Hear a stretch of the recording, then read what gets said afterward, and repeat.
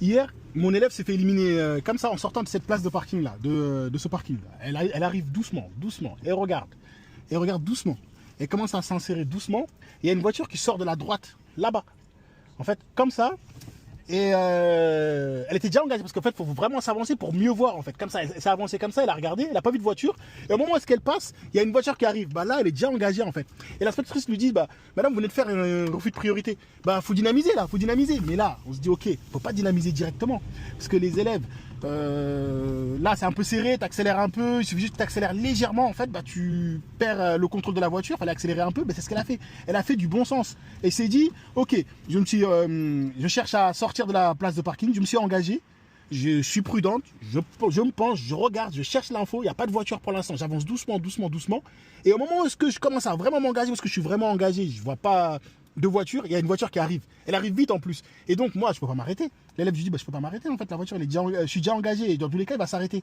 Ah, madame, vous venez de faire un refus de priorité.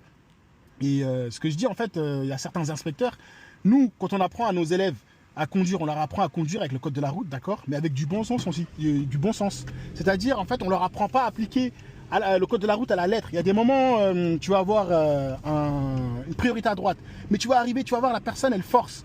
Mais toi, tu commences déjà à ralentir. Tu vois qu'elle force, bah, tu t'arrêtes, tu vas pas chercher la situation conflictuelle. Tu vas te dire, ok, bah, elle a forcé, bah, je vais ralentir un peu. Bon, au pire des cas, elle passe, après je passe. L'élève s'est arrêté et l'inspectrice lui a dit, bah, madame, ouais, madame, vous venez de faire un refus de priorité. Éliminé. Donc en fait, il y a des moments, en fait, il y a du bon sens en fait quand on conduit avec le bon sens. On se dit ok, là j'ai la priorité, le feu il est vert, mais par contre si je vois cette voiture et continue à accélérer, bah je vais m'arrêter. Je vais pas m'arrêter, mais je vais ralentir. Je vais prendre la situation au ralenti. Et par contre si elle continue encore à foncer, bah là j'ai pas le choix que de m'arrêter. Je vais pas créer l'accident. Bah elle s'est fait éliminer comme ça. Et ça, parfois on se dit ouais les inspecteurs, c'est bien.